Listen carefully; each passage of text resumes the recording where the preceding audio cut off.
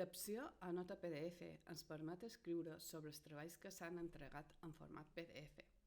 Per utilitzar aquesta opció hem de clicar Visualitza totes les trameses i el botó Qualificar del treball que volem qualificar.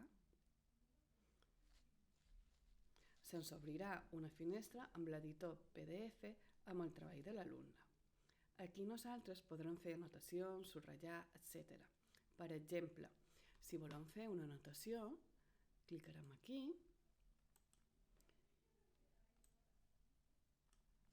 i podrem escriure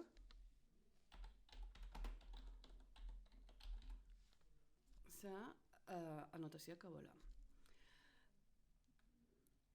Per deixar els canvis, clicarem deixar i mostra el següent si tenim més d'un treball per corregir. En canvi, deixa els canvis si només tenim un treball per corregir. Com podeu veure, ja tindrem el treball amb les anotacions que nosaltres hem fet a l'alumne.